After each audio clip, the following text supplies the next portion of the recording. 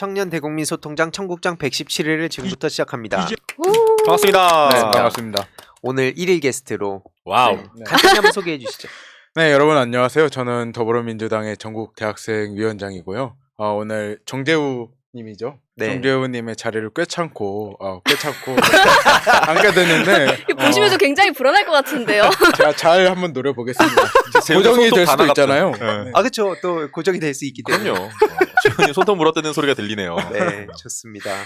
뭐 아무튼 어떤 맹활약을 하고 있는지 또 오늘 이따가 전해드릴 예정이고 시작하기 전에 댓글 읽고 본격적인 주제로. 좋습니다. 전 2개 준비했는데 하나는 그 백조님께서 입 벌고 하나 배우고 간다. 자꾸 입 입만 벌리면 구라치는 분이 한 분 계셔가지고 네. 그 얘기를 지난번에 했더니 우리 청년을 응원한다 말씀해 주셨고 또 시크릿 버킷리스트님께서는 요청을 하셨어요. 그 링크를 하나 주셨고 아리백 우리나라 성적표 꼴찌 3% 준비된 경제대통령 이재명 후보님이 돼야 되는 이유 다뤄주세요라고 말씀하셨고 그래서 다뤘습니다. 이 링크 누르시면 우리나라가 왜 아리백에 대해서 신경을 써야 하는지에 대해서 뉴스가 잘 나온 게 있으니까 한번 보시면 이해가 많이 되실 것 같아요. 네, 저 김윤희님께서 고3인 아들이 이 청국장 코너를 꼭 주기적으로 봤으면 합니다. 요일 시간은 어디서 확인할 수 있나요? 라고 해주셨는데 청국장은 매주 토요일 저녁 8시가 고정 시간이고요. 네, 혹시나 좀 변동이 있을 때는 커뮤니티에 이게 게재가 되니까 한번 확인을 해주시면 좋겠습니다. 근데 또 근데 하나 드리고 싶었던 말씀은 이제 엄마 입장으로서 자식이 봤으면 좋겠다고 해서 너무 강권하지는 않으셨으면 좋겠다. 왜냐하면 더 역효과가 날 수 있기 때문에 그 말씀 좀 드리고 싶었습니다. 디테일하네요. 자연스럽게. 네. 네. 좋습니다. 그럼 빠르게 주제 들어가고 오늘 우리 박영훈 위원장이 어떤 일을 하는지 자세히 들어보도록 하겠습니다. 좋습니다. 오늘 빠르게 가보도록 하겠습니다. 또 귀한 손님이 오셨으니까 제 얘기는 짧게 할게요. 그 지난주에도 말씀드렸던 것 같은데 자꾸 매주 이 환경과 관련된 거짓말을 하는 분이 계셔가지고 네, 죄송합니다. 제가 음. 시작한다는 사인을 네. 아마추어 같은. 네. 이어서 자꾸 이 매주 환경 공약 관련해서 공수표 던지는 분이 한 분 계셔가지고 오늘 그 얘기를 하나 가져왔는데 질문 먼저 하고 시작을 하면 혹시 쓰레기 매립장 가보셨습니까? 아, 네, 쓰레기 매립장 있죠. 음. 서울 근처에도 많잖아요. 맞아요. 네네. 사실 가보면 사실 냄새도 많이 나고 네. 주 주변에 살기가 쉽지 않은데 저는 한국 쓰레기 매립장도 가봤지만 방글라데시의 쓰레기 매립장을 가봤던 적이 있어요. 거기는 뭐 냄새 그리고 메탄이 올라간 아지랑이 이런 것도 보이지만 가장 슬픈 건 가장 외딴 곳이고 하지만 누군가 사는 곳이에요. 가장 힘없는 사람이 사는 곳에 쓰레기 매립지가 있어요. 그래서 저에겐 그 방글라데시에서의 기억이 상당히 큰데 우리 또 윤석열 후보께서 우리 수도권 쓰레기 매립지 이전을 하겠다라고 공약을 하셨어요. 그래서 이분이 얼마나 어려운 주제를 공약으로 지금 다루신 건지에 대해서 말씀을 좀 드리고 넘어가야 이분이 또 앞으로 안 하게 될 수도 있지만 공약으로 내던지는 그린워싱을 좀 방지하는 차원에서 말씀을 빠르게 오늘은 좀 드리고 가려고 해요. 본인이 대통령이 되면 반드시 임기 내 쓰레기 매립지 수도권에 있는 것을 이전하겠다. 사실 계속 문제가 있었잖아요. 갈등이 있고 인천에 있고 세계에서 단일 규모로 제일 크대요. 이 쓰레기 매립지가 그래서 굉장히 큰 규모인데 인천시에 있고 일부는 그 김포시에도 걸쳐 있긴 하지만 인천, 서울, 경기도가 공동으로 쓰고 있고 하지만 쓰레기는 서울에서 나오는 게 가장 많다. 절반 이상이 묻힌대요. 인천 사는 사람들 입장에선 기분 안 좋죠. 인천 주민들. 네. 그래서 그리고 또 2025년까지 사용이 예정이 되어 있어서 그 이후엔 폐쇄를 해야 하는 입장이 됐는데 대체 매립지가 없길래 2번이나 공모를 띄웠어요. 그런데 2번 다 아예 무응찰. 심지어 첫 번째에는 2,500억이 넘는 지원금을 주겠다고 했고 무응찰이길래 두 번째에는 그런 매립지 규모도 좀 축소할게요라고 해서 올렸는데 아무도 어느 지자체도 지원을 안 했어요. 근데 이 문제를 이제 본인이 대통령이 되면 임기 내에 이전을 하겠다라고 공약을 한 것이죠. 지금 상당히 오래된 이 문제인 건데 근데 아마 그 대체지를 좀 찾긴 찾아야 되는데 수도권에는 없을 것이다 라는 것이 전문가들의 어떤 공통된 평이고 그리고 다음 정권이 누가 되더라도 임기 내에 이걸 해결하기도 어렵고 또 쓰레기 매립장 부지를 잡는다고 하더라도 만드는 데만 한 6, 7년 걸리기 때문에 매우 불가능하다라는 평이 지배적이에요. 네, 사실 이 쓰레기 매립지를 2016년까지만 사용을 하기로 했었는데 우리나라가 또 그 분리배출과 재활용이 많아지고 그리고 네. 쓰레기 종량제가 활발하게 되면서 쓰레기 배출량이 생각보다 좀 줄었던 거예요. 그러면서 한 10년 정도를 더 쓰게 된 거예요.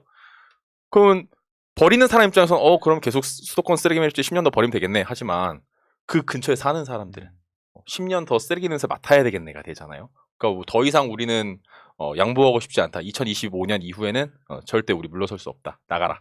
라는 입장을 고수하고 있고, 그리고 문제는 이 쓰레기를 또 매립을 하는 것도 중요하지만 앞으로는 쓰레기의 발생량 자체를 줄이는 게 중요하기 때문에 뭐 예를 들어서 제품 소재 같은 걸 좀 통일시켜서 쓰레기 발생량을 줄이고 재활용이 될 수 있는 비율을 늘린다거나 아니면 음쓰나 재활용이 충분히 가능한 물품이 일반 쓰레기로 가지 않도록 규제 같은 것도 더 많이 도입을 해야 되고, 그래서 근본적으로는 쓰레기 매립장까지 가는 쓰레기를 줄이는 게 문제가 되는 건데, 사실 이분은 쓰레기에 이 관심이 있어서 이 얘기를 한 게 아니잖아요.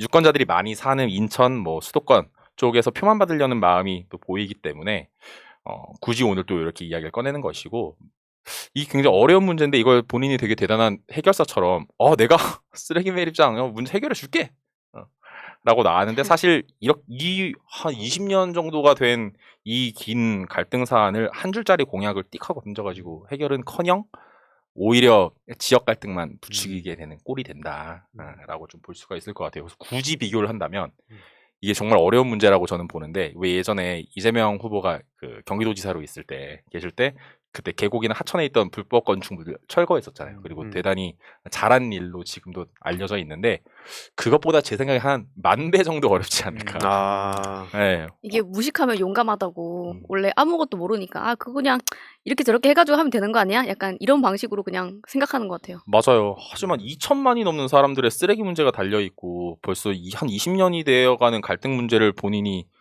더군다나 지금까지 어떤 갈등 관리 능력조차 제대로 보여준 적이 없는데 갑자기 내가 해결하겠다라는 거 하는 거 보니까 그린워싱이다 싶어서 좀 얘기를 하고 싶었고, 그리고 이게 또 문제가 될 수 있는 게, 만약에 정말로 말도 안 되게 이분이 대통령이 돼서 쓰레기 매립장 문제를 해결을 하겠다고 나선다라고 하면 이거 뭐 볼 것도 없이 쓰레기 매립장 결국 힘없는 지자체로 가게 될 거거든요. 힘없는 사람들 사는 곳.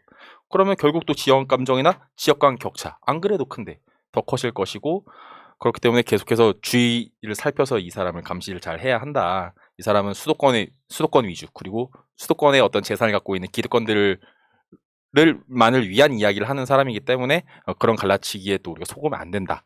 특히 예를 들어서 며칠 전에 또 그 얘기를 했어요. 강원도를 그 스위스 융프라우처럼 만들겠다고. 네. 제 생각엔 강원도에 쓰레기 매립장 지을 가능성이 제일 높아요. 지역에다가 지을 거고, 이 사람은 만약 한다고 하더라도 수도권에 재산을 갖고 있고 본인에게 표를 준 사람들을 위한 행동만 이제 할 게 뻔하기 때문에, 그리고 또 강원도는 굳이 스위스의 융프라우처럼 만들더라도 강원도는 강원도만의 아름다운 가치가 있습니다. 네. 되게 옛날 방식으로 좀 이렇게 사람들 갈라치기 하면서 표 받으려는 생각하지 않으면 좋겠고, 특히 안 그래도 기후환경 문제는 정말 우리나라뿐만 아니라 매번 말씀드리지만 정말 전 세계적으로 가장 큰 문제로 계속해서 꼽히고 있는데, 이 문제 갖고 그린워싱 그만해야 한다. 속지도 말아야 한다. 그래서 계속 감시해야 된다라는 말씀을 오늘은 드리고 싶습니다. 네, 좋습니다. 아무튼 결국엔 뭐 포퓰리즘 공약이었다는 그렇죠. 걸 맞아요. 그 걸린 거네요. 알겠습니다. 윤석열 후보가 구체적인 뭐 예정지 이런 건 밝힌 적이 없잖아요. 그렇죠. 이게 저는 사드와 비슷하다고 봐요. 맞아요. 센 척은 하고 싶어서 사드를 만들겠다, 배치하겠다 했는데 구체적인 후보지는 딱 지정을 하지 않았잖아요. 맞아요. 센 척은 하고 싶고 표는 또 잃고 싶지 않은 마음이 여기에 똑같이 있지 않나라는 생각을 합니다. 저는 원전도 비슷한 개념인 것 같아요. 우리 동네 말고 어디 먼 데다가 짓겠다 그냥. 약간 그런 식인 것 같아요. 다 비슷비슷해요. 그 사람이 하는 거 보면. 그렇죠. 아니면 또 소형 원전 좋아하니까 소형 쓰레기 매립장 본인 집 앞에 짓던가 하는 방식을 하든가. 네. 어쨌든 간에 뚜렷한 대안을 내놓지 않고 해결사인 척만 하기 때문에 네. 분명한 워싱이라고 볼 수가 있겠죠. 좋습니다. 그럼 다음 주에 또 유익한 소식 부탁드리겠습니다. 알겠습니다. 네, 오늘은 이 박영훈 대학생위원장이 뭐 정재훈님의 개인적인 사정도 있지만 뭐 또 되게 중요한 역할을 하고 있어요. 그래서 오늘 이렇게 귀한 시간을 내주셔서 제가 되게 감사드리는데, 뭐 본인이 직접 핵심적인 이야기 뭔지 딱 얘기해 주시고 이렇게 상세하게 풀어가면 좋을 것 같아요. 그렇죠. 제가 대학생 같지는 않잖아요. 29인데. 아, 대학생 같아요. 네, 27대 당선이 됐기 때문에 아직까지 임기가 끝나지 않았다. 네. 이번 10월까지거든요. 네, 네, 선거가 가장 많아요. 처음에 뭐 4.7 보궐도 치르고 이제 대통령 선거 치르고 지방 선거를 치르는데 이번 선거에서 특징적인 게 있죠. 밈이라는 네. 거. 네. 이만큼 그 2030이 만들어낸 밈이 영향력이 있었던 적이 있었나? 라는 생각이 들 정도로 굉장한 파급력을 가지고 있어요. 뭐 상대편이 새로운 밈을 만들면 우리가 위축되기도 하고 우리가 더 재밌는 걸 만들면 상대편이 위축되기도 하거든요. 네. 그만큼 참 밈의 영향이 이번에 굉장히 커졌다. 왜 밈이 이렇게 영향력이 커졌을까 생각하면은 또 황희두 이사께서 항상 말씀하시잖아요. 마삼중이라고. 아, 그분의 영향이 사실 있는 건 사실인 것 같아요. 네, 맞아요. 그분이 네. 당대표가 돼서 이런 밈이 좀 더 탄력을 받게 됐다라고 좀 먼저 말씀드리고 싶고 제가 사실 가장 젊어요. 당에서 당직자 중에. 그래서 항상 이야기하는데 밈에 대해서 어떻게 우리 당에서 대처해야 될 것인가, 새로운 어떻게 밈을 만들 방법이 없는가라는 논의를 계속하고 있고 외곽에서 또 지원해 주시는 분들도 많고 또 황희두 이사님이 마삼중이라는 밈을 또 만들었잖아요.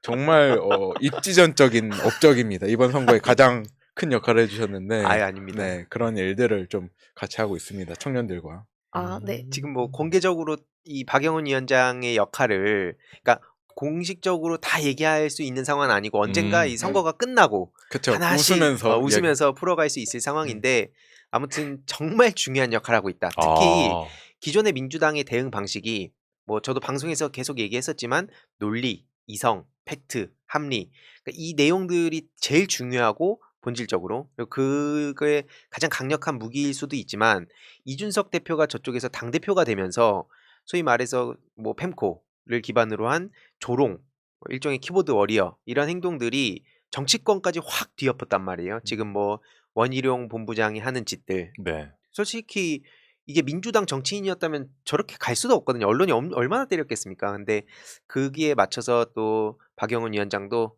당 내부의 이 중요성을 계속 이번뿐만 아니라 계속 이런 목소리를 내왔기 때문에 민주당에서 이 문제 의식을 가진 사람들이 또 서서히 늘어나고 있고 또 그게 바깥으로 성과가 나오면서 또 이걸 새롭게 배워가는 분도 계시고 좀 그런 가교 역할을 하고 있다. 우리 정치가 저는 표현하는 게 처참해지고 있다고 말씀을 항상 드리는데 커뮤니티를 이렇게 중점적으로 해서 정치를 하는 분들이 점점 많아지는 것 같아요. 원희룡 같이. 이게 긍정적으로 민심을 받아들이면 참 좋은 부분인데 그분들의 언어, 그분들의 갈등을 유발하면서 표를 소구하는 그런 방식들이 원희룡 지사만 해도 계속 그런 조롱의 언어를 쓰고 있고 이준석 당대표는 모든 글이 그냥 조롱이에요. 상대편을 조롱하고 놀리고. 근데 거기 뭐 청년 보좌역들이라고 해야 되나요? 뭐 최인호 씨라든지 이런 분들도 조롱의 언어를 쓰고 있는데 우리가 항상 이성적으로 논리적으로 대응할 건 아니다. 그분들이 우리를 이렇게 조롱하고 그러면은 우리가 항상 진지하다는 이야기를 너무 많이 들었거든요. 네. 우리도 놀릴 수 있는 게 있으면 우리도 놀려야 된다라는 게 저의 생각입니다.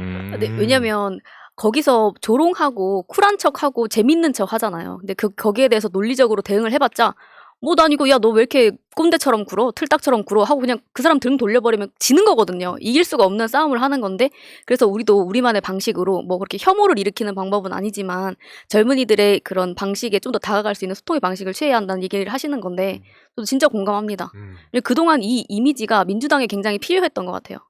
특히 뭐 여러 가지 이유들이 있지만 그 1020 남성들이 민주당에 등 돌린 것도 사실이잖아요. 그래서 그 1020 남성들이 빈 그 공간을 이준석 대표가 다 가져가서 민주당을 지지하지만 어쨌든 이준석도 좋아하는 이런 청년들도 되게 많은 게 또 현실이었고 근데 지금 그 이준석 대표의 민낯이 드러나면서 그 힘이 많이 빠져가고 있는 상황인데 그 이준석 대표가 못한다고 해서 또 이들이 바로 민주당을 지지하는 게 아니니까 그래서 이 박영훈 위원장 같은 사람들의 역할이 더더욱 중요하다. 그래서 이준석 대표가 하는 게 갈라치고 남 혐오하게 하고 뭐 정치 무관심하게 하고 하면서 반사이익을 누리는 정치라면 우리는 그거에 대해서 미러링을 하면서 대응은 하지만 그러면서 우리의 또 비전과 또 대응할 수 있는 여러 가지 또 전략들을 잘 보여주는 게 민주당이 앞으로 나아가야 할 특히 민주당의 청년들이 보여줘야 할 모습이 아닌가 그런 차원에서 뭐 트위터로도 그리고 뭐 최근에 페이스북에 하루 걸렸군. 그렇죠. 진짜 웃었어요. 네. 그거 보고. 많이 확 퍼지더라고요 또. 네. 뭐 그걸 쓴 이유가 있나요? 하루 걸렸군. 이게 이준석 대표가 잘하는 게 잘한다고 해야 될까요? 놀리는 걸 조롱하는 걸 굉장히 잘해요. 그리고 뭔가 있어 보이고 쿨한 척 하는데 네. 사실 까보면은 뭐 특정 후보 언급하기는 좀 그런데 허경영 후보와 다를 바가 없거든요. 그러니까 허풍이 너무 심하다는 생각이 들고 네. 우리 지지율이 그 역전된 과거가 한 번 있어요. 1월 달에. 그때 이틀 걸렸군이라고 딱 썼는데 좀 굉장히 황당하더라고. 본인이 모든 것을 이렇게 조율하고 그쵸. 전략을 짠 것처럼 다 자기 손바닥 이야기하는데 위에 있는 줄 알잖아요. 비단 주머니. 네, 비단 주머니. 네. 게임인 줄 알아요, 선거가. 네. 뭐 롤플레잉 게임이냐 이렇게 삼국지 표현하는- 많이 했나? 아, 삼국지 많이 읽은 것 같더라고요. 비단 주머니 뭐 이런 이야기하고. 근데 제가 그때 기억했어요. 이거 한번 언젠간 내가 쳐야겠다. 어, 가슴 속에 닫고 무서운 친구예요. 진짜 그래서 비단 주머니가 있었네요. 비단 주머니를 한번 제가 깠죠. 우리가 금요일날 골든크로스가 일어난 여론조사가 있었어요. 그래서 이번에. 잘 캡처해가지고 하루 걸렸군. 우리는 하루 걸렸다. 네. 그쵸. 니들은 라는 것도 이틀교. 하고. 미러링을 굉장히 또 잘하시는 분이에요. 또 아, 그쵸. 이준석 대표의 짧은 글이든 긴 글이든 우리가 좀 대응할 건 대응해야 된다. 우리 당의 유튜브 같은 걸 보면 요즘 굉장히 많이 발전했거든요. 네. 과거에는 엄근진이라고 하죠. 굉장히 진지하고 네. 뭐 정의를 위해 공정을 위해 이런 이야기 많이 했는데 쇼츠 같은 경우에 소확행 쇼츠 같은 경우에도 요즘 굉장히 재밌어졌죠. 네, 맞습니다. 그런 면에서 우리 정치가 물론 국민들께 비전을 제시하고 이런 부분이 있어야 되지만 좀 재미를 드리고 관심을 끌 수 있는 방법들을 계속 연구해야 된다라고 하면서 이준석 대표에 대한 저격은 앞으로 계속 하겠습니다. 제가 마음에 두고 있는 게 여러 가지 좀 있어요. 지금 이게 전략이기 때문에 밖에 말을 못 하는 건데 이 친구 얘기를 막 많이 나눴어요, 최근에. 네. 근데 장난 아니에요. 오. 이준석 대표가 과연 저걸 대응할 수 있을까? 특히 무엇보다도 이준석 대표의 적이 이준석, 뭐 준적준이라는 얘기도 있고 뭐 준로남불 요즘 완전히 망가졌잖아요, 사람 자체가. 근데 거기에 대한 대응 전략을 또 철저하게 가지고 있기 때문에 박영훈 위원장을 좀 많이 주목해야 된다 생각을 하고 트위터 많이 하시는 분들은 박영훈 위원장 트윗도 한번 보시면 좋을 것 같아요. 거기서 날아다니던데요. 아니, 너무 띄워주시는데 아니 진짜로 트위터를 저하고 팔로우 하시는 분들 맞나요? 저 유사에 방금 더 갔다 왔는데 제가 굉장히 막 사나운 사람인 줄 알더라고요. 거의 융단 폭격으로 공격을 해버리니까. 근데 제가 그렇게 사나운 사람은 아니고 정치가 딱 이준석이 사람을 이렇게 만들었다. 굉장히 우리끼리는 또 유쾌하게 하니까 너무 걱정 안 하셨으면 좋겠어요. 저는 이게 왜 중요하다고 보냐면 예를 들어서 누구든지 되게 막 엄근진 소위 말해서 되게 막 품격 있게 하고 옛날에 선비들처럼 글로 써가지고 서로 논리로 주고받고 이런 모습을 상상하고 누구나 그런 사회를 꿈꾸곤 있지만 그렇게 하면은 바로 이준석이 태클 들어와서 조롱글 하나면 이 모든 게 다 무너지거든요, 현실적으로. 그럼 그 현실을 받아들이고 우리가 대안을 찾아야 되는데 이렇게 열심히 하는 친구한테 가가지고 야 우리 품격이 있어야지 막 이런 얘기를 혹시라도 하실 분들이 계신다면 그게 좋은 방향은 아닌 것 같다는 말씀을 드리고 싶고 확실히 지금 박영훈 위원장이 뭐 오늘 나와가지고 아까 뭐 이준석 대표에 대한 얘기도 했지만 사실은 제가 더 걱정되는 건 이준석 개인은 지금 서서히 무너져가고 있지만 그 주니어들 뭐 대표적으로는 윗세대로는 원희룡 씨가 되게 꼰대같이 전 뛰어들었다 보는데 그 아래에 자라나고 있는 새싹들이 있어요. 소위 말해서 저는 이제 아직도 팬코 보냐? 그래서 아펜보라고 얘기를 하는데 그 팬코 보면서 정치를 하는 사람들이 지금 늘어나고 있고 실제로 청소년까지도 지금 그 국민의힘에서 활동을 하고 있는데 거기에 대한 대응 전략이 우리가 지금부터 대비를 해야 된다. 이미 그들이 여기저기 방송에도 나오고 있는 게 현실이고 계속 그 이재명 후보를 향한 네거티브도 거기서 많이 생성이 되고 있는데 거기에 우리 청년들이 좀 어떻게 대비를 하고 있는지? 대비를 잘 해야 되고요. 일단은 1020이 이제 굉장히 중요한 유권자가 됐어요. 근데 그분들에게 우리가 설명을 할 때 왜 이재명을 뽑아야 되는지 설명을 해야 되잖아요. 설명을 해야 되는데 마냥 윤석열 후보는 준비가 안 됐다 이렇게 말하고 이재명 후보는 경험과 실력이 뛰어나다 이야기하는 것보다 저는 한 번 이런 표현을 썼어요. 왜 윤석열을 뽑으면 안 되는지 우리가 시험 볼 때 벼락치기 하면 벼락 맞거든요. 네. 벼락치기 하면 벼락 맞는데 윤석열 후보는 정말 준비가 돼 있습니까? 이런 좀 은유를 쓰기도 하고 비유로 쓰기도 하는데 그 청소년들 그리고 20대들에게 뭔가 확 와닿을 수 있는 그런 언어를 써야 된다. 물론 정치에 있어서는 정치의 언어가 따로 있기도 하거든요. 네. 그걸 또 선을 넘으면은 또 굉장한 논란이 되기도 하죠. 네. 근데 그 정치의 언어의 선을 벗어나지 않는 그런 부분에서 우리가 조금 젊은 유권자들에게 소구력을 가져야 된다라는 생각을 좀 하고 있습니다. 그것 또한 이제 정치의 역할이고 영역이라고 생각이 들어요. 왜냐면 나는 이런 메시지 냈어가 아니라 이게 그 유권자나 정말 그 지지자나 청년들에게 와닿을 수 있을 정도로. 근데 저번에도 저희가 항상 얘기를 하는 게 얼마나 진정성 있냐 하는 거는 기본인 거고 이 진정성을 어떻게 잘 와닿게 포장을 해서 배달을 잘 해서 그분이 딱 열어볼 수 있도록 만드느냐가 진짜 필요한 거였는데 지금까지는 마치 포장을 잘 예쁘게 잘하면 이거 진정성 없는 거야라는 식의 분위기들이 좀 있어 왔는데 네. 지금은 어떻게 보이는지도 정말 중요하다. 그 생각을 많이 저희도 맨날 얘기를 해왔거든요. 근데 그 역할을 잘 해주시는 것 같아서 정말 든든합니다. 국민분들께서 이렇게 정치에 관심을 가진 적이 많이 없었던 것 같아요. 정말 최고조의 상태라고 보거든요. 정치 고관여층도 이렇게 많아지고 네. 진짜 많은 분들이 정치에 관심을 가져주고 계세요. 근데 여기서 마냥 우리가 진지하게 말한다고 해서 국민들을 설득할 수 있을까에 대한 의문은 남아있고 윤석열 후보가 토론 과정에서 굉장히 실수를 많이 하죠. 실수를 많이 하는데 그것들을 어떻게 와닿게 할 수 있을까.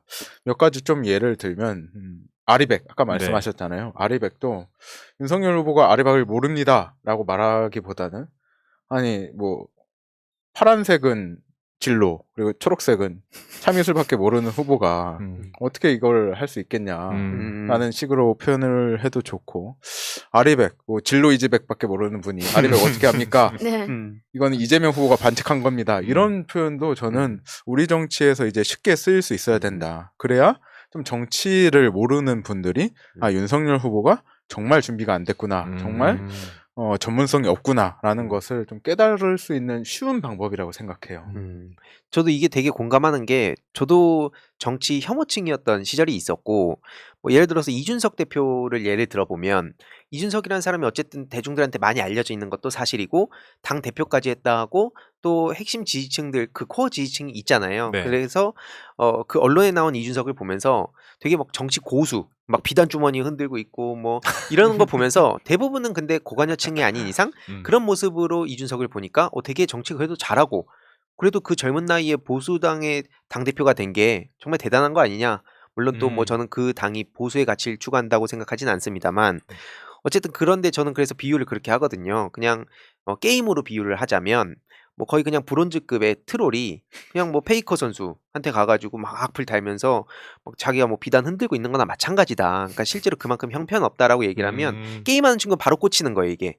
근데 왜 저 사람을 저렇게 뭐 언론이 띄워주냐는지 그러면서 이야기를 좀 풀어가는 편인데 저도 그래서 뭐 게임 좋아하는 친구한테는 그렇게 설명하고 또 다른 걸 좋아하는 친구한테는 또 그거에 맞춰 설명하고 그래서 좀 젊은 우리 대학생 위원장으로서 대학생들이 요즘 또 뭘 좋아하는지 트렌드도 되게 확확 변해가고 그런 것들을 또 당내에 근데 전달하면 바로바로 이게 그 반영이 되는 건 아니다 보니까 그 가교 역할을 할 때 또 어려운 부분이 있다면 말씀 주시면 또 이렇게 사이클을 맞춰가기도 하고 지금도 그 역할이 되게 잘 되고 있는 것 같아요 개인적으로. 우리 당이 굉장히 기민한 당이에요. 여론이 이렇게 20대가 많이 떨어졌잖아요. 원래 제가 본부장단 회의에 배석하는 사람 배석이 아니고 참석이죠. 참석하는 사람이 아닌데 지지율이 폭락에 가깝게 하니까 어느 날부터 이렇게 본부장 회의에 부르더라고요. 우리 당이 참 좋은 정당이다. 지지율에 민감하구나. 그래서 네. 항상 발언권을 줘요. 이런 사안에 대해서 의견도 묻고. 그래서 제가 사실 수혜 아닌 수혜를 받고 있는데 여러분들이 지지율을 이렇게 올려주셔서 제가 그 회의에 안 들어갈 수 있으면 참 좋을 것 같아요. 저는 개인적으로 좀 보수적인 입장일 수도 있는데 청년이라고 모두가 다 나이가 청년이라고 해서 그 물리적인 나이가 청년이라고 해서 모두가 다 청년의 목소리를 대변하는 건 또 아닐 수 있다고도 생각을 하거든요. 그래서 근데 그 한 자리 청년의 한 자리에 지금 그 한 자리로서 목소리를 내시는 건데 그 자리에 어떤 사람이 제대로 앉아 있느냐가 더 진짜 중요하다 생각하거든요. 근데 그래도 되게 그 목소리를 잘 반영해 주시는 분이 그 역할을 하시는 것 같아서 좀 마음이 좀 놓입니다. 되게 개인적으로 궁금했던 게 저도 뭐 당에 온 지 얼마 안 됐습니다만 그 활동하다 보면 확실히 현실의 벽이라는 게 있잖아요. 그러니까 뭐 청년들의 말이 100% 맞는 것도 아니고 또 그걸 반대하는 게 또 100% 맞는 게 아니고 항상 그 사이에 어딘가에서 조정해가는 과정인데 상대적으로 어쨌든 청년이라고 하면 특히 대학생위원장으로선 더 이 세력이라든지 뭐 물질적인 거라든지 되게 부족하고 힘든 부분이 많을 텐데 어떻게 여기까지 오게 됐는가도 개인적으로 되게 궁금해요. 대학생위원장 썰을 한번 풀까요? 좋습니다. 재밌겠다. 제가 갑자기 초등학교 막 중학교 이럴 때는 그냥 굉장히 평범했어요. 저 중학교 때 굉장히 공부를 또 잘했거든요. 잘해서 우리는 비평준화 시대를 다 겪었잖아요. 네네. 고등학교를 참 좋은 학교를 갔는데 딱 그 이후에 공부를 안 했어요. 공부를 안 하고 책을 읽는 걸 참 좋아했는데 우리 소설책 이런 것보다 사회과학 쪽을 읽다 보니까 참 정치에 관심이 많이 생겼었던 것 같아요. 갑자기 제 이야기를 하게 됐는데 그래서 저는 아버지가 학교에 불려온 적도 있어요. 제가 꼴등해가지고 반 꼴찌도 아무나 하는 건 아닌데. 꼴찌 아무나 하는 거 아닌데. 대단하신데요. 심지어 저희 반에 체육하던 친구가 있었거든요. 그 친구도 저랑 똑같이 공부를 안 했어요. 근데 그 친구보다 성적이 낮으니까 이게 문제 있다. 그렇죠. 체육하는 친구 이기기 쉽지 않거든요, 진짜. 그 친구를 제가 이기기 쉽지 이겼으니까. 그런 과거도 있는데 그래서 책을 읽다 보니까 18세 참정권 운동도 하게 됐거든요. 그때 마음은 나도 투표를 할 수 있을까? 될 것 같았거든. 너무 다 당연한 건데 네. 사실 얼마 전에 됐죠. 그쵸. 그러다 보니까 20살이 되고 20살 되니까 또 시민운동에 있으면은 이게 굉장히 효용감을 느끼기 어려워요.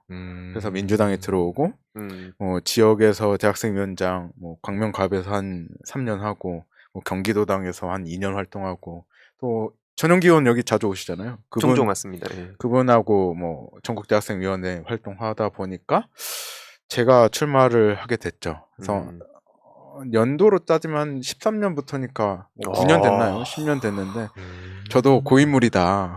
그래서 항상 저도 경계하는 게 당 밖에 있는 청년들 그분들과 좀 간격이 벌어지는 걸 좀 경계해요. 그래서 괜히 그냥 대학교 동기들이나 후배들한테 전화해서 이런저런 이야기도 하고 저도 커뮤니티 많이 봐요. 네. 커뮤니티 많이 보고 이분들이 어떤 생각을 갖고 있냐, 또 어떤 밈이 있고, 또 어떤 사운드에 좀 반응을 하는지, 또 어떤 짤방에 반응을 하는지 또 유심히 보고 이게 참 중요한 것 같아요. 정치권에 있는 청년들이 항상 만나는 게 기자, 국회의원, 네. 의원들, 보좌진 보다 보면은 그분들과 생각이 동화될 수밖에 없거든요. 네. 그래서 청년 정치를 하시는 분들께 제가 팁을 하나 드리자면은 밖에 있는 정치 안 하는 친구들도 만나고 좀 인터넷 댓글도 잘 보고 그런 과정이 결국 국민들과 나의 사이를 좀 좁힐 수 있는 방법이다라고 팁을 하나 드렸습니다. 이게 저 진짜 중요한 얘기를 했다고 보는데 이 개인이 그 간극을 좁히는 걸 넘어서 이 영향력이 결국엔 당 안에 그러니까 민주당의 쇄신, 민주당의 유능함, 세련됨 이런 것까지 연결이 되는 가교 역할을 하는 거기 때문에 전 진짜 큰 역할을 하고 있다고 생각을 하고 실제로 아까도 말씀드렸듯이 지금 대선 기간에 이 얘기를 다 못하지만 되게 중요한 성과들 많이 냈어요 이미. 이미 이 친구는 제가 자랑스럽게 얘기할 수 있을 정도로 정말 큰 일을 했다. 다만 이건 대선 끝나고 한번 또 불러서 지금 이야기하면 안 돼요. 엄청난 일을 하고 있다. 그래서 박영훈이란 친구를 우리가 기억했으면 좋겠다라는 말씀을 드리고 싶은데 그 과정이 또 그리고 되게 쉽지가 않았어요. 제가 왜 대학생위원장으로서의 그 힘들었던 내용에 대해서 물어봤냐면 아무래도 청년들 특히 대학생들의 이야기를 많이 반영하려다 보니까 익숙치 않은 거죠. 언어 자체가. 그러니까 저게 뭐야? 근데 저도 굳이 이준석 대표의 모든 워딩을 다 해석하거나 다 여태까지는 미러링 안 하다가 최근에 미러링 한 건데 이준석 대표가 진짜 쓸데없는 소리 할 때 있죠. 가끔 SNS에. 네. 알잖아요. 박영훈 네. 위원장은 알거든요. 이게 예를 들어서 펨코에 있는 핵심 지지자들이 서로 일체화될 수 있는 그리고 그들이 효능감을 느낄 수 있는 언어들을 가끔 써요. 그렇죠. 공개 페이스북에. 근데 우리는 그거 보면서 쟤 뭐하냐 지금. 뭐 탄수화물 드립 같은 거. 그러니까요. 밖에서 보면 쟤 쓸데없는 소리 하는데 그 사이에 우리는 그걸 놓치고 있을 때 이준석 대표는 자기 지지층과 계속 일체감을 형성하고 포인트를 쌓아가고 있는 거죠. 근데 우리가 계속 그런 소소한 것들 놓치다 보면 어느 순간 그 티핑 포인트라고 하죠. 딱 그 넘는 순간 바로 그냥 속수무책으로 당하는 거예요. 그래서 아까 뭐 잠깐 얘기 나왔지만 지금 이준석 그 꿈꾸는 제2의 이준석을 꿈꾸는 그런 청년 청소년들이 많기 때문에 이걸 보시는 분들도 이 박영훈 위원장의 행보를 한번 눈여겨봐 주시는 게 좋지 않나 그렇게 생각합니다. 네, 왜냐면 지금까지 이준석이 가지게 된 이미지가 아까 얘기해 주신 것처럼 뭔가 쿨하고 재미있고 사실은 이제 곧 40대지만 뭔가 젊은 사람들이 많이 따르고 이런 이미지가 있기 때문에 사람들이 그것 때문에 대세처럼 형성이 되다 보니까 이미지 때문에 그 사람을 또 좋아하는 젊은 사람들도 있는데 민주당에서 계속 이준석보다 훨씬 더 쿨하고 힙하고 이런 인물이 등장하게 되면 민주당에서도 충분히 많이 청년들을 끌어올 수 있다 생각하거든요. 그리고 아까 얘기해 주신 것처럼 다양한 청년들의 목소리 그리고 정치권에 관심이 없는 청년들의 목소리도 들어야 된다고 저도 공감을 하는 게 예를 들어서 아까 말씀해 주신 것처럼 한 사람이 만날 수 있는 이 범위의 사람들이 되게 한정적인데 사실은 뭐 온라인 커뮤니티도 그렇고 오프라인에서 진짜 정치 고관여층이나 사회 참여층으로 뭐 어떤 동아리나 어떤 시민사회 활동을 하시는 분들도 그렇고 어떤 사람들은 야 그거 한 줌이야라고 얘기하시는 분들이 있는데 특히나 지금 청년층들에게는 이 관심사나 성향이나 너무 다 파편화되어 있다 보니까 사실은 그 한 줌이 모여서 전체가 되는 건데 이걸 너무 야 이거 한 줌이야라고 얘기해버리고 나면 그렇게 치면 뭐 하나로 커다란 이데올로기로 우리가 사람을 모을 수 있는 방법도 없잖아요. 실질적으로는.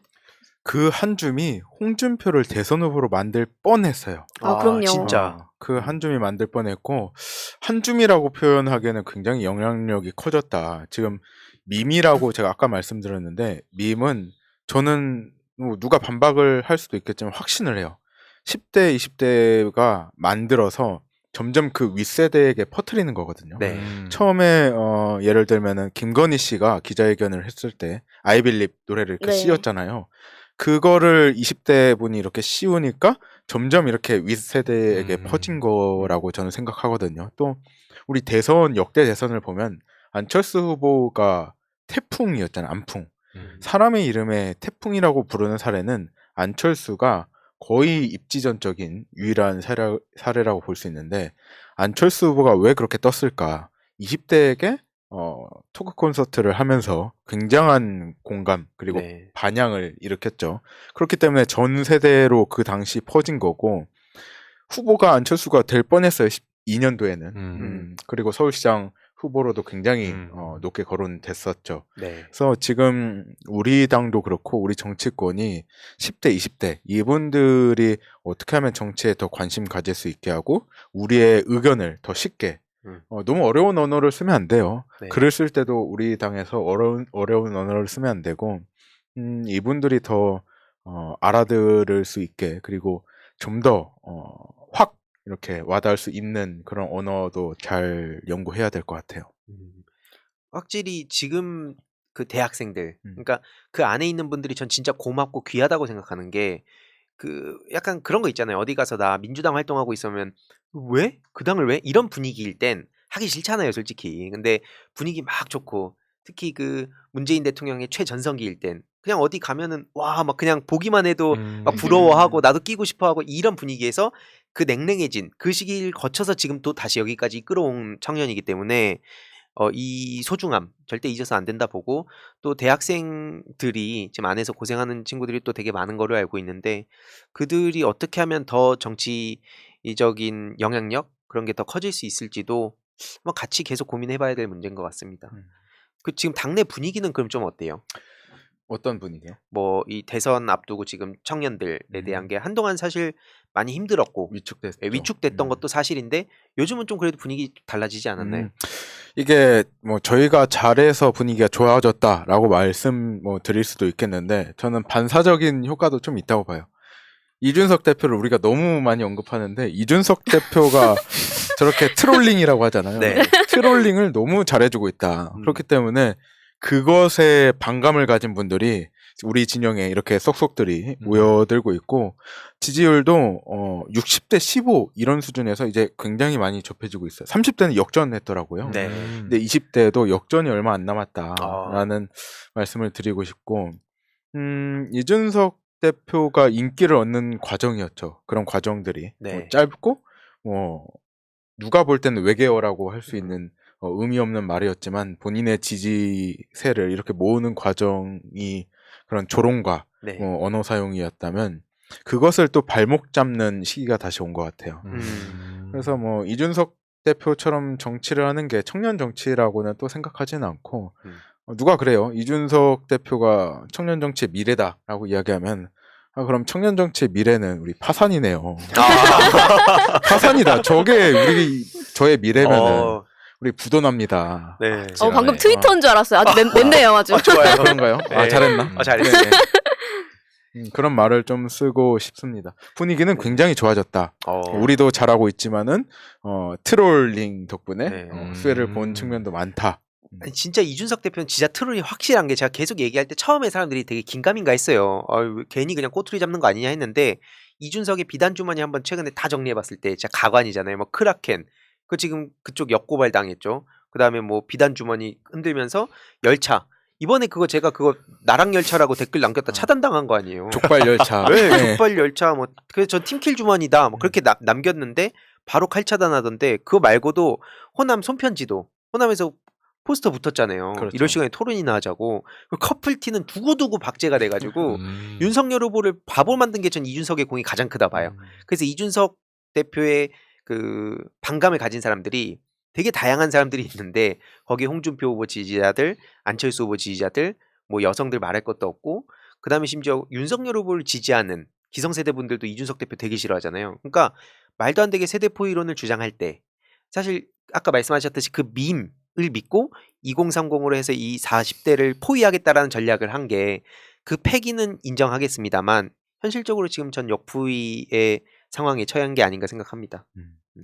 그 과정에서 그리고 되게 혁혁한 공을 세운 게 박영훈 위원장이고 앞으로 그 우리 당이 좀 세련되고 유능하고 뭐 이재명의 민주당이 된다고 선언하면서부터 또 그래도 관심을 끊었던 분들이 또 관심을 더 갖고 있는 상황이기도 한데 거기에 대한 어떤 대응 전략도 있나요? 계획? 다시 뭐 길게 좀 풀어서 이야기해 주세요. 네네. 네, 질문을. 질문. 세련된 민주당을 향한 뭐 청년이나 대학생들의 계획. 본인이 구상하고 있는. 민주당은 사실 원래 세련된 정당인데 그게 일종의 프레임이 씌워져 있는 것 같아요. 민주당이 무능하다. 민주당이 특정 사람들만 대변한다라는 프레임이 네. 요즘 씌워져 있는 것 같은데 저는 오히려 우리가 이때가 굉장히 중요하거든요. 네. 민주당이 지금 정치 역사를 선도하고 있다고 저는 자신을 하는 게 과거에는 민주당이 정말 새로운 정책들을 내고 진보 정당이냐라고 말했을 때 확신은 없었어요. 그렇지만 이재명의 민주당이 지금 되고 있잖아요. 이재명의 민주당은 저는 표현을 하는 게 잘 훈련된 로마 군단 같다라는 이야기를 하고 싶어요. 원래 여당이 되고 180석이었잖아요. 지금 167석인가로 이렇게 좀 줄었는데 이렇게 조직이 거대해지다 보면은 의사 전달도 사실 잘 안 되고요. 정책도 기존에 있는 거를 울고먹는 경우가 굉장히 많아요. 근데 이재명 후보가 대통령 후보가 된 이후에 선대위를 이렇게 개편하고 국민분들이 제시해 주시는 다양한 정책들 우리 성공 사례가 몇 개 있잖아요. 그 탈모, 네. 탈모약을 건보에 적용을 한다든지 여학생들을 위한 생리대 이런 것들이 민주당을 점점 더 세련되게 만들고 있다. 반면에 윤석열 후보 같은 경우에는 7글자 공약 이런 거 많이 하잖아요. 네. 결국 여성부 폐지도 안 되는 걸 그냥 대안이 없어요. 대안이. 네. 대안이 없고 갈라치기를 통해서 표를 얻으려고 하고 사드도 아까 말씀드린 것처럼 센 척은 하고 싶고 표는 잃기 싫고 그런 것들이 계속 반복되면서 과연 윤석열의 정체가 뭐냐 이 사람의 진위가 뭐냐 이재명 후보는 동일해요.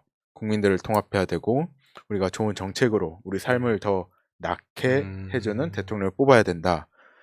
하지만 윤석열 후보는 이런 이야기를 좀 하고 싶어요. 자기의 이미지가 없다, 반사체다라고 드리고 싶은 게 오직 현 정권에 대한 비토 심리 이걸 이용하고 있잖아요. 네. 과연 이게 정치 본연의 역할에 충실하고 있는지 민주당은 미래를 이야기하고 있는데 윤석열을 과거를 이야기하고 있다라고 좀 표현을 하고 본인이 싶네요. 해동된 사람이라서. 그쵸. 뭐 그러니까요. 윤석열도 나왔던데 그 마삼중 유니버스에 뭐 1900 몇십 년 탄생해갖고 누가 나 깨웠냐고. 네. 이게 그러니까 되게 유쾌하고 재밌으니까 사람들이 어느 순간 되게 정치에 관심을 끊다가도 야 이런 사람들이 되게 유쾌하고 참신하게 이 미러링을 해주고 저쪽에 뼈를 때리니까 그리고 차단까지 당하니까 저게 아픈 골이구나라고 생각하니까 이게 막 확산이 되고 있더라고요. 그래서 뭔가 정치가 너무 희화화돼서도 안 되지만 너무 이게 혐오 덩어리처럼 보이면 아예 사람들이 관심을 끊고 그러면 민주시민들이 결과적으로 되게 피해를 본다고 생각하기 때문에 그 적전선을 지금 되게 잘 그어주시는 것 같고 또 앞으로도 그렇게 잘 부탁드리겠습니다.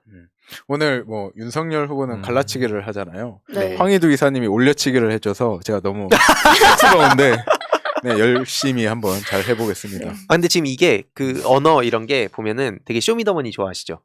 아, 저 좋아합니다. 네.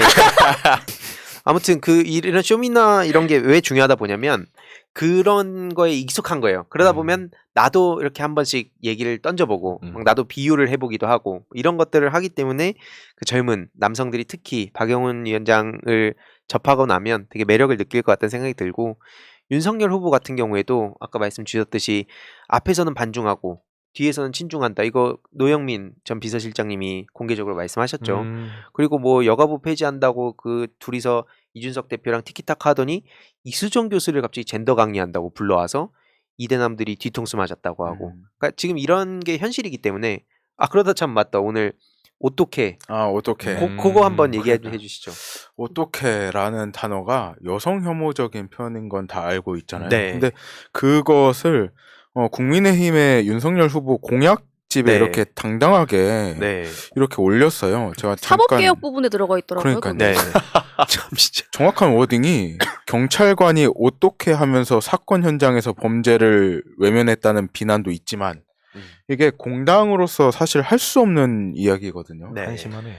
이게 국민의힘이 점점 커뮤니티를 닮아가고 있나라는 생각도 하고 당대표가 또 우리 후보 댓글 달면서 뭐 조롱하고 그러잖아요. 네. 그 수준으로 좀 격화되고 있다라는 생각도 들더라고요. 이게 우리 정치가 이준석식의 정치로 이렇게 우리가 아니죠. 국민의힘이 네. 변모하고 있는 게 저는 뭐 슬프기도 하고 처참하기까지 하더라고요. 네. 맞습니다.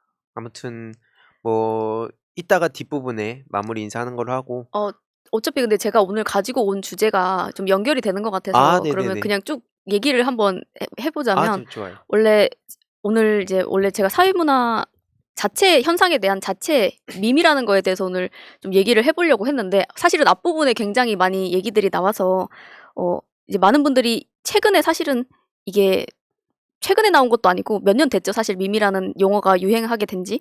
이게 원래는 1976년도에 이기적 유전자라는 진화 생물학자 교수가 쓴 책에서 먼저 나온 단어라고 해요. 그래서 원래는 사상이나 종교, 관심사 등 인간의 삶을 구성하는 다양한 문화적 요소들이 유전자처럼 복제되면서 진화하는 형태를 취하는 것이라고 하는데 요즘은 좀 쉽게들 패러디나 아니면 거기에 좀 더 확장된 세계관을 가진 그런 개념으로 이제 쉽게는 설명할 수 있는데 근데 그거를 되게 잘 표현해 주신 게 아까 얘기해 주신 것처럼 지금 이준석이 지금까지는 페이스북이나 본인의 SNS를 통해서 밈을 활용한 정치를 계속해서 해왔고 그리고 본인이 얘기한 거에 더불어 가지고 지금 그 미러링이 되면서 지금은 굉장히 많은 사람들이 이준석을 미러링하는 형태로 지금 밈이 발전하고 있는데 그 중에 좀 이름을 이걸 그대로 읽어드려도 될지 모르겠는데 이제 준색단이라고 있어요.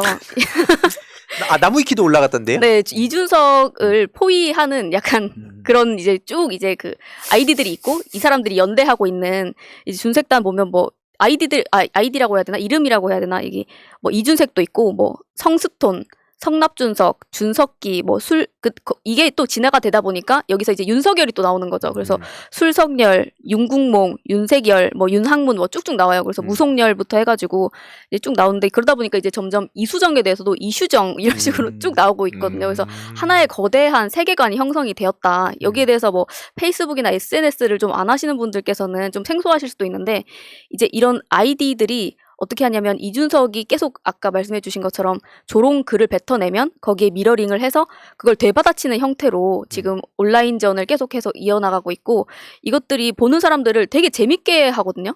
그래서 이것들이 계속해서 확장해 나가고 있는 거 아닌가. 저는 이거를 정치권에도 충분히 활용은 하되 이걸 저는 억지로 만들려고 하면은 전 실패한다 생각하거든요. 그렇죠. 네, 이거를 억지로 뭔가 젊은 척하고 쿨한 척하려고 하면 항상 이 억지 텐션이 된단 말이에요. 원희룡처럼. 그쵸. 원희룡. 나이 50 넘은 아저씨가 펜코 보면서 낄낄거리면서. 근데 그거를 너무 잘못 가져와요. 그분은 맨날 무슨 추천수도 저번에 2짜리 하나 가져왔다가 괜히 역풍 맞고 이러잖아요. 그래서 많은 사람들한테 공감이 되고 그 사람들이 이렇게 뭔가 커다란 파도가 하나 예를 들어서 만들어지면 거기에 살짝 올라타서 같이 가는 형태로 취해야 되는데 본인이 그 파도를 만들려고 하거나 억지로 이끌려고 하면은 실패할 수밖에 없다. 네, 그러니까 그 밈은 홍준표 의원이 전 되게 잘 탔다고 봐요. 그러니까 과거에 어떤 발언했고 이런 걸 지금 얘기하는 게 아니라 그 정치인으로서 어떻게 이 밈의 파도를 잘 탔나. 원희룡이 가장 나쁜 예를 보여주고 있고 되게 그 밈을 잘 타서 청년들한테 확 무야홍 흐름을 탄 게 홍준표 의원이고 중요한 건 지금 홍준표 의원을 지지하는 대부분의 청년들이 윤석열 후보를 이재명 후보보다 더 싫어하더라고요. 그래서 지금 그들이 많이 윤석열 후보를 비판하고 있는 상황인데 원희룡 씨 같은 경우에는 어떤 의미에서 반면교사로서 되게 큰 역할을 하고 있다. 진짜 회식 자리에 좀 우리 청년들끼리 맥주 한잔 하고 놀고 싶은데 꼭 껴가지고 나도 젊어 이런 느낌이에요. 비유하자면. 진짜 되도 않는 유머하면서 웃어주기를 바라고 괜히 억지로 재밌는 척 하려고 하고 약간 이런 느낌이죠. 우리가 한번 상상을 해보세요. 여기 20대 분들도 많이 볼 텐데 우리 아버지가 소파에 누워가지고 펜코 보면서 낄낄대면서 드립을 막 치려고 하고 있고 SNS에 자기 친구들한테 막 그런 드립을 치고 있다고 생각을 해보시면 확 와닿을 건데 굉장히 잘못된 예시다. 진짜 피곤하네요. 네. 어질어질한데요. 예, 그쵸. 원희룡 씨는 대선 승패 이런 거랑 다 별개로 굉장히 우스꽝스럽게 역사에 남을 것 같아요. 저는 그래서 기존에 막 버럭하고 허공에다가 삿대질하고 할 때는 진짜 뭔가 화가 나고 짜증났는데 지금 하는 거 보면은 이거 호재다. 저런 사람이 있어서 그러니까 왜냐면 저희가 계속 아까도 선을 얘기했지만 커뮤니티나 이 밈이 되게 중요한데 그냥 이 단어만 보고 커뮤니티 밈이 중요해? 하고 와서 무리하게 그러다 보면 실수가 나오고 그러다 보면 결과적으로 뭔가 문제가 생기고 나면 야 이거 밈 안 좋아 하지마 이렇게 돼버리거든요. 그게 경직되는 거고 그게 안 좋은 결과로 나오는 거라 보는데 그걸 차단시켜주는 게 전 원희룡 씨 장본인이 아닌가 생각합니다. 밈으로 흥한 사람 밈으로 망하겠죠. 어쨌든 정치의 본질은 사회 문제 해결이고 의사결정인데 그런 건 뒤로 하고 말장난만 하다 보면 알아서 사라지지 않을까. 좀 더 노력하면 좀 더 빨리 사라질 수도 있을 것 같고. 진정성이 없는 포장만 잘 된 안 좋은 정치의 예인 거죠. 그게. 그렇죠. 네. 좀 그러면 자연스럽게 이야기가 이렇게 이어져 왔으니까 대학생위원회 다른 청년들한테도 하고 싶었던 얘기도 있을 수 있고 또 평소에 당 내에서 되게 굳은 일들 많이 하잖아요. 저도 보면 대학생들이 진짜 고생 많이 해서 뭐라도 저도 도움이 되고 싶다는 생각이 들었는데 이 기회를 빌어서 하고 싶은 얘기 한번 쫙 하시죠. 제가 쓴소리 아닌 쓴소리를 한번 할게요. 오. 제가 균형발전위원장을 맡았어요. 김두관 의원님이 균형발전위원장인데 어떤 의원님은 미래경제위원회인가 그런 거 맡은 것처럼 김두관 의원님과 제가 맡았는데 전국을 다니거든요, 사실. 제가 일주일에 한 4일은 밖에서 자는 것 같아요. 와. 밖에서 자는데 전라도도 가고 경상도도 가고 하는데 일반 청년들을 만나죠. 소개받아서 학교 후배의 친구 좀 만나게 해줘 해가지고 이야기를 해보고 총학생 회장들을 좀 만나서 집행부도 따로 만나고 하는데 그분들이 공통된 의견이 있어요. 민주당이 가르치려고 한대요. 아, 청년들조차 그런데 민주당의 청년들조차 우리를 가르치려고 한다. 설득하려고 한다.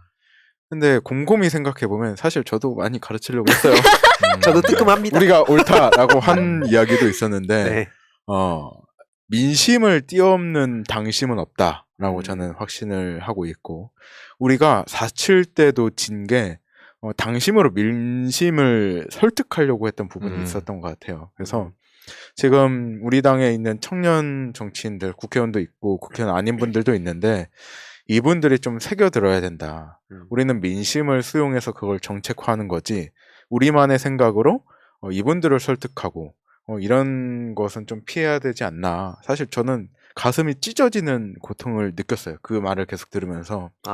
그래서 이번 대선 동안도 그렇고 이번 대선이 끝날 때까지 그리고 끝나고 나서도 우리의 태도, 잘못된 태도잖아요. 사실 이런 것들을 고쳐야 된다라고 말씀드리고 지금 고생 많이 하고 계시죠. 방금까지 또 요새 현장에 있다 왔는데 저만 왔어요. 사실 방송이 있어서 굉장히 미안하고 대학생 당원 동지 여러분 그리고 청년 당원 동지 여러분들이 현장에서 고생하시는 거 다 나를 위해 하시는 거잖아요. 이재명 박영훈 위에. 박영훈 위해가 아니고 나를 이재명을 위해도 아니에요. 스스로를 위해. 그렇죠. 스스로를 위해 열심히 하고 계시니까 조금만 더 힘내면 우리가 이깁니다. 네. 요즘 뭐 마지막으로 이재명 갤러리에 굉장히 유능한 청년들이 많이 모였어요. 근데 이 기회가 흔치 않을 거라고 보거든요. 그래서 거기 있는 능력자 분들한테도 저도 되게 많은 영감을 얻기도 하는데 뭐 그들한테도 뭐 하고 싶은 얘기 있나요? 민주당은 항상 열려 있으니까요. 여러분들 들어와서 우리 같이 싸우는 그런 무기가 될 수 있으면 좋을 것 같아요. 우리가 단순히 지지자로 남기에는 여러분들의 능력이 사실 너무 아까워요. 맞습니다. 그런 맞아요. 찰나의 순간에 캐치하는 그런 뭐 잘못된 거를 패러디하고 네. 우리가 또 대응하고 그런 능력이 굉장히 아까우니까 민주당 항상 열려 있어요. 저한테 제 번호는 SNS 다 있거든요. 연락 주십시오. 기다리고 있습니다. 좋습니다. 네. 대선 끝나고도 한번 꼭 모셔야 될 되게 중요한 역할을 하고 있는 청년이라 생각을 하고 혹시 다른 분들 뭐 마지막으로 하실 말씀 있나요? 네, 저는 주말 동안 사진 한 장이 굉장히 전국을 달궜는데 이제 기차 안에서 의자 위에 구둣발 올리고 있는 사진. 근데 그 한 장이 그 사람을 모든 걸 다 설명해 주기도 하지만 그 현상이랑 또 별개로 저는 되게 고무적이었던 게 이 사진 한 장으로 우리 쪽 기세가 많이 살고 올라갔다. 우리가 이제 승기를 잡았다는 이런 느낌으로 대세를 만들어 간다는 거. 우리가 사기가 죽지 않고 계속돼서 힘내서 이 축제 분위기를 이어가서 계속 선거를 마무리했으면 좋겠다 이런 생각이 많이 들더라고요. 그럼 진짜 마지막으로 박영훈 위원장님은 윤석열 후보와 이준석 대표에게 한마디씩 간단히. 이준석 대표와 윤석열 후보 각각 좀 다른 이야기를 좀 하고 싶은데요. 윤석열 후보에게는 이런 이야기를 하고 싶어요. 굉장히 지금 인생이 고통일 거예요. 정치를 잘 모르기도 하고 계속된 실수가 일어나니까 비판받는 부분이 굉장히 뼈아플 거예요. 지금도 늦지 않았다. 후보 사퇴를 하는 것도 본인의 행복한 인생을 위해 굉장히 좋을 거라고 생각하고 준비되지 않은 사람이 정치 지도자가 된다는 것은 굉장히 불행한 일이에요. 그렇기 때문에 빠른 결단을 촉구드린다. 얼마 전에는 또 사퇴하지 않는다. 뭐 국민이 최우선 이런 이야기를 했었는데 최우선이 술이 최우선일 것 같은 분이 국민이 최우선이라고 하기에 참 웃겼고요.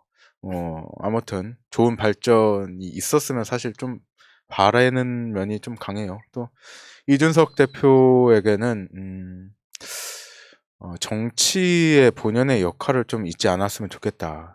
마치 이준석 대표가 청년 정치의 모범이라고 생각하던 때가 있었어요. 당대표가 당선이 이준석 맞아요. 후보가 됐을 때 그때 마치 우리 정치의 지각 변동이 있을 것처럼 이제 청년의 시대가 왔다. 깃발을 들고 뭐 이런 시절이 있었는데 본인이 다 망치고 있다는 생각을 좀 했으면 좋겠어요. 저는 민주당의 이준석이 되고 싶은 생각은 없고 우리 당에 있는 선배 청년 정치인들도 이준석과는 좀 다른 정치를 해야 된다라고 계속 말씀드리는데 이준석 대표의 역할이 사실 당을 떠나서 다음 세대잖아요. 이제 이제 586이라는 세대가 이제 물리적으로 생물학적으로 나이가 끝나가기 때문에 다음 40대, 30대, 20대 분들이 정치에 도전을 할 텐데 국민 여러분들이 보기에 과연 이준석에게 다음 정치 지도자로서 인정을 할 수 있겠느냐 본인부터 좀 되돌아봤으면 좋겠어요. 네, 좋습니다. 그러면 혹시 괜찮으세요? 그러면 오늘 청국장 117회는 여기까지 하고 재우님이 가장 이 긴장하면서 방송 보지 않았을까. 네, 오늘도 시간이 되게 빨리 갔는데 아무튼 박영훈 대학생위원장 많이 기억해 주셨으면 좋겠고요. 언젠가 대선 끝나고 또 한번 모실 날이 오길 바랍니다. 오늘 방송은 여기서 마무리하고 저희는 다음 주 토요일 8시에 찾아뵙겠습니다. 다들 감사합니다. 고맙습니다. 감사합니다. 수고하셨습니다. 현재로 저들을 물리치자. 바이러스에게는 마스크가 없다. 어서 가자 바이러스보다 먼저. 그러니 내일보다 먼저 가자. 우리들의 희망을 형제이게 하자. 설령 그것이 내일이라 해도 현재로 저들을 물리치자. 바이러스에게는 마스크가 없다. 어서 가자 바이러스보다 먼저.